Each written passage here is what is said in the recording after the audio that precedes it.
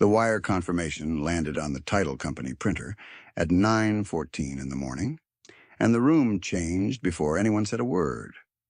Mason Pike had his pen uncapped, Nolan Price had a loan packet open out of habit, and Brett Tucker had a legal pad with 3 numbers written in block letters: purchase price, closing costs, remaining liquidity. The purchase price read $696,000.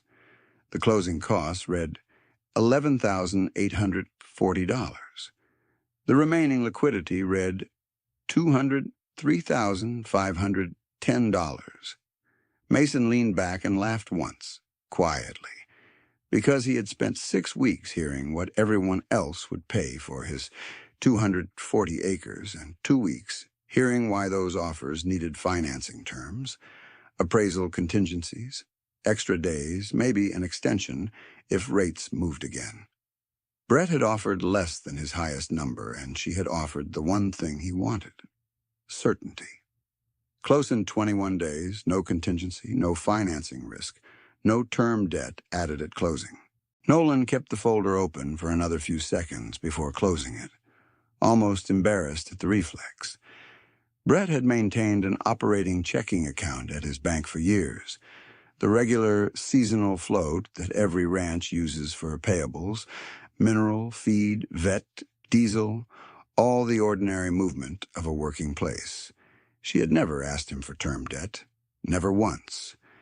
That morning, with one transfer, she bought 240 acres in cash and left with 560 acres owned outright.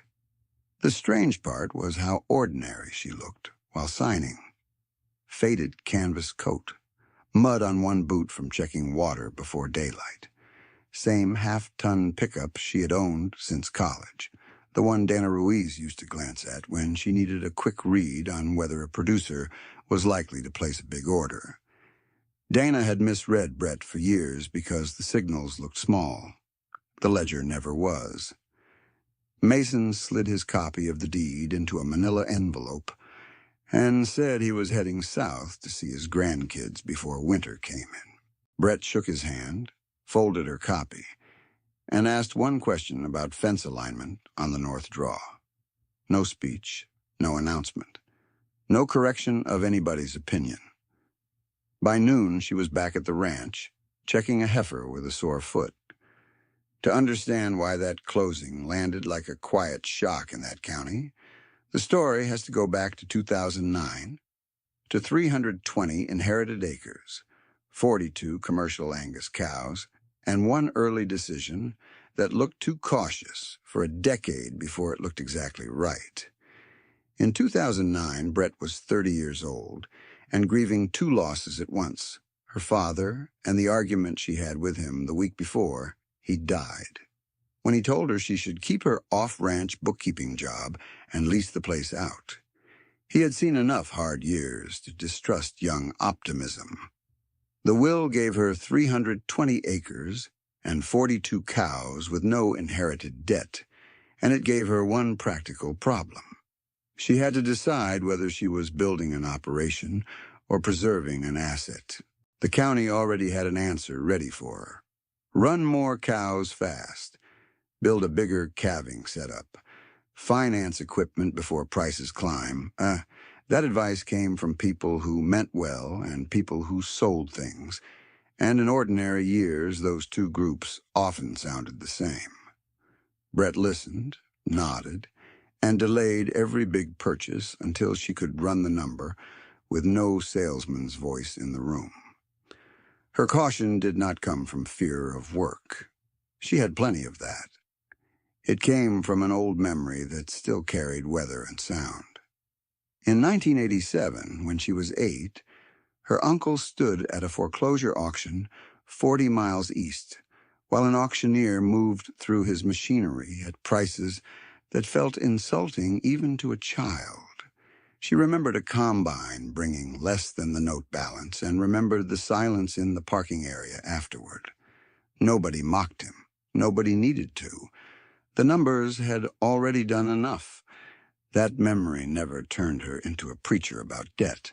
It made her methodical, In spring of 2010, she sold 38 calves, averaging 525 pounds, at $1.02 per pound, grossing $20,349 after shrink and commission.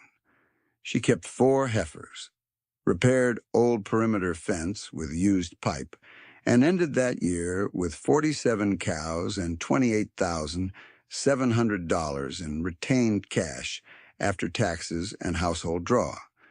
In 2011, she hit the first real fork. A contractor bid $312,000 for a larger calving barn and covered working area, and a lender prepared terms that would have put a 7-year note on the place with variable exposure after year 3. The county called it a growth move. Brett called it fragility in a weather business. She patched the existing barn roof for $14,600, built windbreak panels herself with a cousin for another $6,400, and set a written emergency reserve target of $180,000.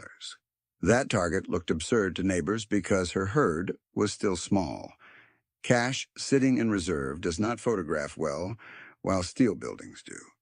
She accepted the optics and kept stacking liquidity. By fall of 2011, she had capped the herd at 60 cows, exactly where she wanted labor and winter feed risk, and she ended the year with $51,900 in reserve. The next 3 years read like a ledger on paper and like a string of small discomforts in real life. In 2012, she sold 52 calves into a soft summer market, delayed replacing a truck transmission until after shipping, and moved reserve to $73,400. In 2013, she sold 55 calves at better weights, bought a used squeeze chute for $8,200 at an estate sale, and a pushed reserve to $94,600. In 2014, she held herd count at 68 cows despite the local expansion wave, sold calves into high prices, and closed the year at $118,300 liquid. Those same years made Eli Mercer look like the one reading the future correctly. Eli was talented, energetic, and willing to move faster than anyone else in the township. He and June had built a respected cow-calf operation, and when calf prices spiked in 2014, his banker and his livestock reps presented the same thesis from 2 angles: scale now while margins are wide, and service debt from volume. Eli signed an expansion note with principal of $1,120,000 at 6.25%, fixed, amortized over 20 years, annual debt service approximately $99,000. June Mercer entered every payment and projection into a spreadsheet she kept cleaner than most bank files. Her concern started early because she tracked cash burn monthly, not just annual gross, and she kept dated coverage gap printouts in a private binder at home each time debt service consumed the margin she had projected. A big year could hide a weak month. The expansion added owned equipment, more leased acres, and pressure to keep every revenue stream full. If one piece missed, another had to carry it. The model worked when weather and price both cooperated. Agriculture rarely gives both for long. Dana Ruiz saw this landscape from the regional side, moving through ranches across 3 counties, matching genetics, deliveries, and market windows. She respected operators who moved volume. Brett's place looked too small from the road and too old school from the pickup seat. Dana once told a colleague within Brett's earshot that some ranches stay hobby-sized because their owners are afraid of commitment. Brett asked one question about heifer pelvic scores and moved the conversation forward as if she had heard nothing. That indifference to social ranking created a specific freedom. Brett did not spend money to correct assumptions. She spent to solve constraints.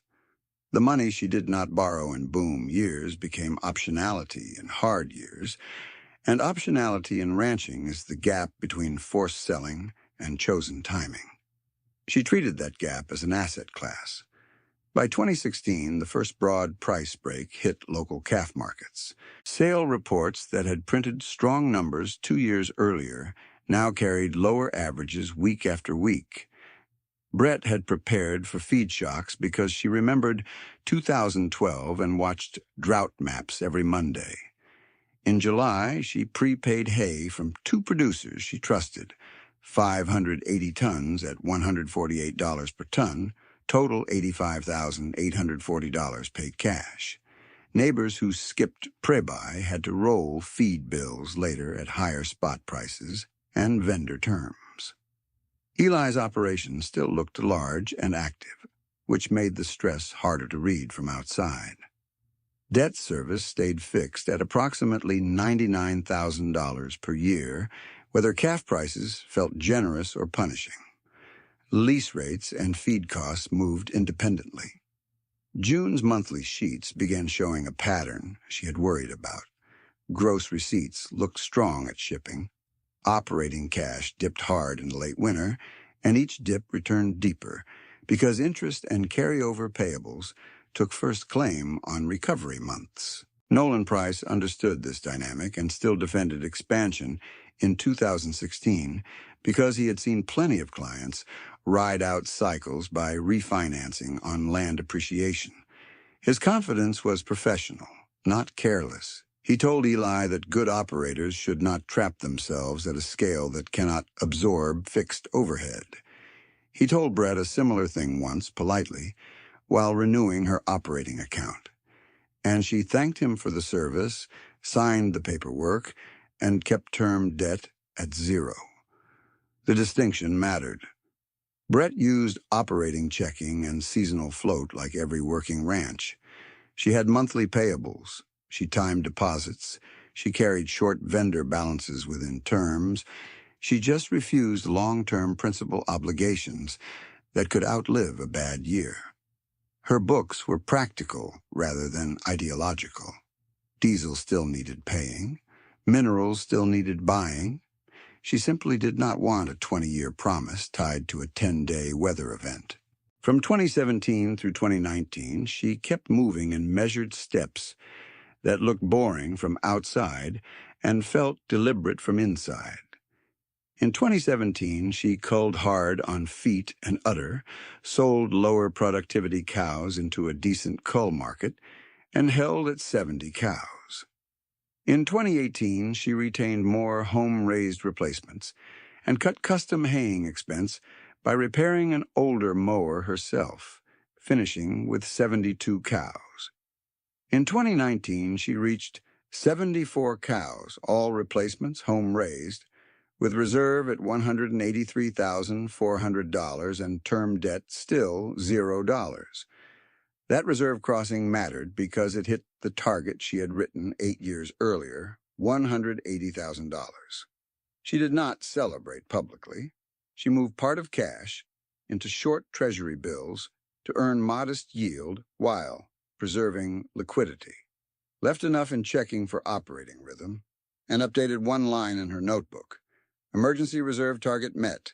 Maintain floor. Avoid status purchases. Eli and June entered 2020 with momentum still visible from the outside and strain still visible in her spreadsheets. Their ranch was not failing, and that detail matters because collapse stories get simplified after the fact. They were working hard, shipping calves, meeting obligations, and carrying a structure with less margin for error than anyone admitted out loud. A normal weather year could keep them afloat. 2 adverse years in sequence could corner them. The adverse sequence arrived in 2021. Drought cut grass and raised every purchased input at the same time. Local hay that had been available near $165 per ton in prior seasons pushed above $250 in some lots. Pasture lease rates that had sat near $32 per acre moved toward $58 where water access held. Trucks traveled farther for feed, adding freight to already inflated loads. Operators with debt faced fixed annual service, while variable costs jumped under their feet. Brett took a painful step early and saved herself from worse later. She culled 8 open or older cows before body condition dropped, reducing feed pressure and preserving herd health for the core. Her breeding count moved from 74 to 66 going into winter, a temporary retreat she could reverse later. She hated selling productive history, yet the arithmetic of feed days per cow made the choice clear. Eli delayed major liquidation because he needed volume to carry fixed costs. June pushed for earlier reduction and documented why.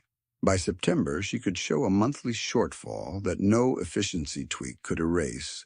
Operating deficit, in drought, months plus annual debt service, approximately $99,000, meant new borrowing would only postpone the same wall. Their restructure meeting in early 2022 became the hinge point. In that room, June set down the private binder she had been keeping. Month-stamped coverage gap sheets and cash burn summaries from the first expansion seasons through drought, then laid those pages beside the current statements, so the trend could not be dismissed as one bad quarter. Nolan listened, asked precise questions, and ran scenarios with partial principal relief.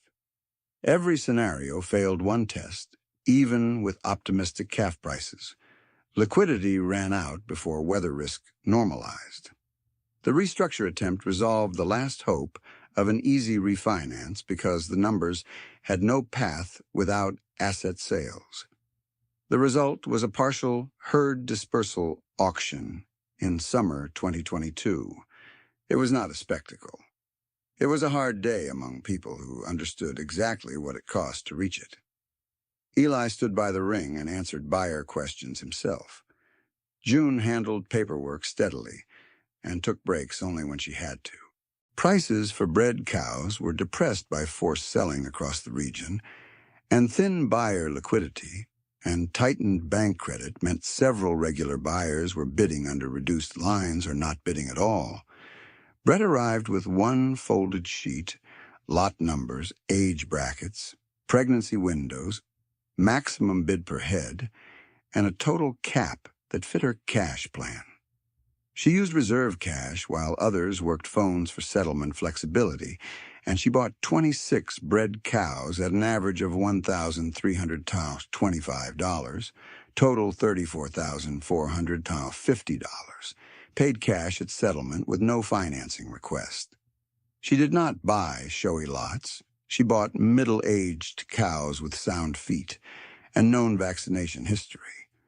Her replacement shortage from the drought cull was solved in one afternoon at low basis. Donna Ruiz was at the auction ring, too, and she watched Brett bid without drama, no hand signals to impress anyone, no post-sale talk. A person Dana had once read as undercapitalized had written a clean check, while finance buyers asked for delayed settlement windows. The reversal did not happen in a speech. It happened in the clerk's office where paid in full was stamped next to Brett's lot list. Eli's resolution came in stages, each one practical and difficult. He sold down to a core herd level he could manage with lower fixed load, leased back 160 acres to keep grazing continuity, and shifted part of his annual plan toward custom grazing and seasonal work that paid faster than calf inventory turnover. Pride took a hit, livelihood survived, and that balance mattered more than appearances. June took an off-farm accounting job in town, 3 days in office and 2 remote during tax season. The paycheck stabilized household cash flow, and her bookkeeping discipline migrated into other businesses that needed exactly what she had been doing at home for years, turning optimism into monthly truth. She and Eli kept the ranch, smaller, harder boundaries, less theater, better sleep. Nolan renewed Brett's operating account that fall and did one thing rarely seen in formal banking language. He acknowledged a client's framework in plain words. He told her the model held. He said scale financed by long notes can outrun weather for a while, and he said her insistence on liquidity and no term debt had given her a decision set other operators did not have when credit tightened. She nodded and asked about check clear times over holiday shipping week. Dana's reversal arrived quietly, too. In early 2023, she called Brett before making her usual list calls and routed a distressed lot of discounted bred heifers tied to another operation's downsizing to Brett first. Price was below the previous year's replacement market. Brett ran forage projections, checked labor hours, and passed on the whole lot because her carrying plan was already full for the season. Dana thanked her for the quick answer, kept her first on those distressed inventory calls, and moved down the list after that. That same spring opened the Mason Pike thread that had been hanging for months. Mason was retiring, his timeline fixed by family plans and health travel, and he wanted a clean transaction on his 240 acres before summer. He had higher headline offers, each carrying financing contingencies and uncertainty about timing. Brett offered $696,000 with proof of funds and 21-day close, no contingency. His decision favored certainty over top bid, and certainty favored liquidity over leverage. The closing in 2023 looked simple because the prep had happened over 14 years. Brett funded the purchase with cash and liquid short-term instruments, no term note attached. She paid $696,000 for land, $11,840 in closing and recording costs, and kept enough liquidity to protect operations through another rough season. Her owned acreage moved from 320 to 560 overnight, while term debt remained $0. Owning the additional 240 acres changed more than land count. It reduced lease risk at exactly the moment lease markets were volatile, improved grazing control, and let her plan herd size around owned forage instead of annual bidding wars. The biological side caught up over 2 cycles. The 26 bred cows bought in 2022 calved. She culled selectively, retained home-raised replacements, and by 2025 the herd stood at 96 cows in stable condition on 560 owned acres. The social correction arrived slower than the financial one. People who had dismissed her for years did not issue apologies, and she did not require them. What changed was where calls went when problems needed a cash answer in less than a week. Brett's phone started ringing for practical reasons: hay pooling, short-term carrying help, contract grazing windows, bridge purchases on cattle. Nobody else could settle quickly. Her reputation shifted from small to reliable, and reliable has real market value. She used that position in a way that fit her original philosophy: specific help, limited risk, written terms, no public performance. In late 2023, she set aside $90,000 as a revolving local feed bridge separate from her emergency reserve. The fund issued short notes to operators caught between feed invoices and shipping dates, 90-day terms, 0 interest, signed security agreements on sale proceeds. She called it a timing tool, not charity, because dignity stays intact when agreements are clear. Over 2024, that bridge fund turned 4 times. Total notes issued reached $216,000 across multiple short cycles. Every note was repaid. At prevailing operating credit near 9.5% annualized, borrowers avoided approximately $5,130 in combined interest over equivalent periods, and more important, avoided forced cattle sales into weak weekly markets. The savings stayed local as feed purchases, repairs, and payroll. Liquidity created options for more than one balance sheet. She made one direct exception for Eli and June because their transition year had no cushion for animal health surprises. When a late winter respiratory run hit their reduced herd, Brett paid a $12,400 vet and medicine invoice up front with a written 6-month repayment schedule and no interest. They repaid on time after shipping and kept their retained heifers. She never mentioned it in town. June did once when someone called Brett lucky. Brett added one institutional commitment in 2024 that reflected where she came from and what she had watched disappear in the foreclosure years: local continuity. She funded a $25,000 equipment grant to the volunteer fire district for a used slip-on grass rig and portable tank, equipment that cut response time on pasture fires, where minutes decide fence loss and feed loss. The district matched $7,500 through county funds. The same year, she set up an annual $8,000 scholarship through the county foundation for 2 graduating seniors entering agricultural mechanics or accounting, fields she believed kept ranches alive when margins narrowed. She structured it as $4,000 each, renewable 1 year if recipients completed required credits and returned for summer work in county businesses. She wanted talent to circulate back, not just leave. By spring 2025, the arithmetic that had always been private became hard to ignore in public records and market behavior. Brett ran 96 cows on 560 owned acres, carried 0 term debt, and maintained strong liquidity while still using normal operating checking and seasonal payables like any functioning ranch. Her balance sheet at one review date showed land valued at $2,016,000, livestock and calves at $331,000, equipment and hay inventory at $315,000, cash and short-term instruments at $296,000, payables at $63,000, net worth approximately $2,895,000. That net worth number did not make her a different person. It made visible what 15 years of decisions had been building while appearances pointed elsewhere.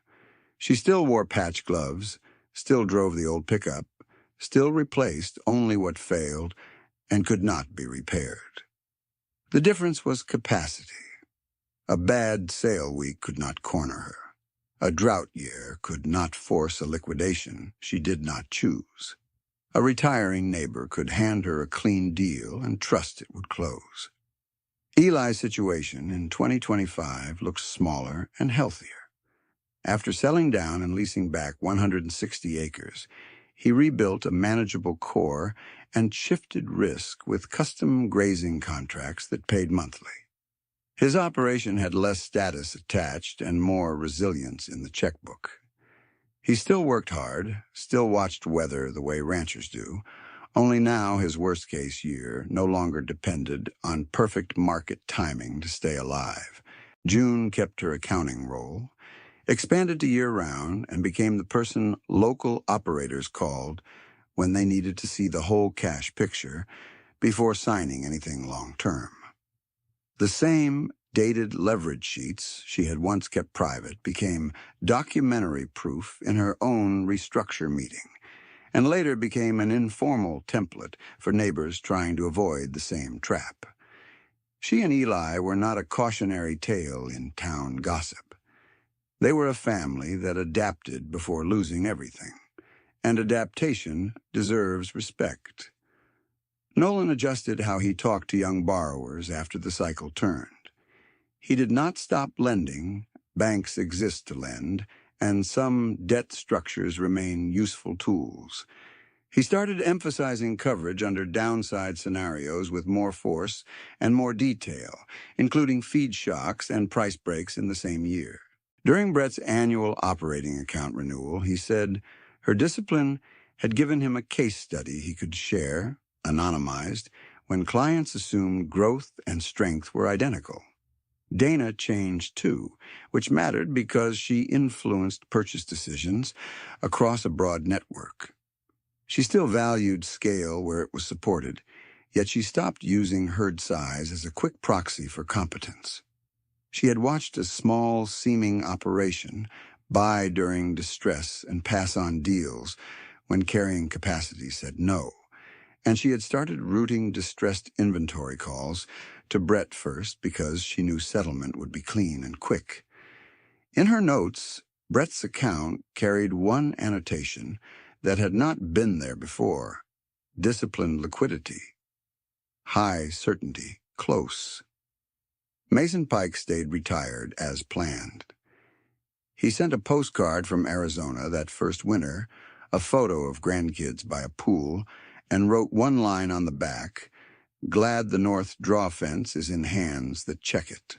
He had chosen certainty at sale because retirement deadlines do not wait for buyer financing moods, and that choice had worked exactly as he hoped. The county's memory of the cycle settled around a simpler story than the one that actually happened, which is common after hard years. People said Brett guessed right, or got lucky with timing, or had inherited enough to avoid real pressure. The record shows something more nuanced. She inherited 320 acres and 42 cows, yes, with no inherited debt. Everything that followed came from repeated choices under social pressure to do the opposite: cap herd early, build reserve to $180,000, hold at 68 during expansion, buy hay cash in 2016, keep term debt at $0. The same record shows compassion where easy storytelling often inserts blame. Eli was not reckless caricature. He followed prevailing advice during a price boom, worked hard, and carried a structure that failed when the weather and market stress stacked. June saw the risk early and documented it before the collapse, which gave them a path through downsizing rather than a full foreclosure. The difference between surviving smaller and disappearing entirely lives in those details. By mid-2025, Brett's routine looked almost unchanged from 2011. Dawn checks, mineral tubs, fence repairs, sales sheets, ordinary labor done on schedule. One update did show up in her notebook after the Mason purchase and 2 seasons of recalibration. The old emergency reserve target of $180,000 had a new line beneath it: maintain minimum reserve floor at $220,000 due larger land base and drought volatility. She had not abandoned the framework. She had scaled it with responsibility. Her generosity stayed tied to arithmetic. She tracked the $90,000 bridge fund turnover, tracked repayment rates, tracked avoided distress sales where timing notes changed outcomes.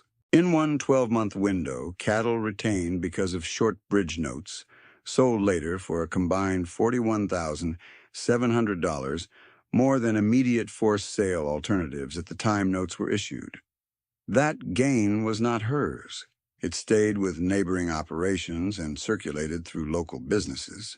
She did not host panels about philosophy. She did not tell younger producers to copy her exactly, because ranches differ and every operation has its own constraints. She answered specific questions with specific math when asked, and she kept one boundary firm: no long-term debt secured by assumptions she could not control. Weather could break plans. Markets could break plans. Principal schedules did not care why revenue missed. The quiet irony that lingered in town was hard to miss, even for people who had once leaned on herd-size status. The woman who looked perpetually underbuilt had become the person institutions trusted for fast settlement and neighbors trusted for temporary liquidity. She had done it without rebranding herself, without changing wardrobe, and without explaining her balance sheet to anyone who had not earned that conversation. By harvest 2025, every thread in this story had settled into a concrete outcome: Brett Tucker held 560 owned acres, ran 96 cows, carried zero term debt, and kept strong liquidity while maintaining normal operating payables. Eli Mercer ran a smaller core after selling down, leased back 160 acres, and rebuilt with lower fixed pressure. June Mercer worked off-farm in accounting, stabilized household cash flow, and became a resource for others. Nolan Price renewed Brett's zero-debt operating account and openly acknowledged her model held through stress. Dana Ruiz routed distressed inventory opportunities to Brett first and revised how she read competence. Mason Pike completed his retirement plan after selling 240 acres in a clean 21-day close. The final verdict in this county never came from a speech. It came from arithmetic repeated long enough to become undeniable. 320 inherited acres plus 240 purchased acres equals 560 owned acres. 42 starting cows plus disciplined growth through home-raised replacements and one 26-head cash auction. Buy equals 96 cows. Annual debt service avoided during stress years equals options preserved when others faced forced decisions.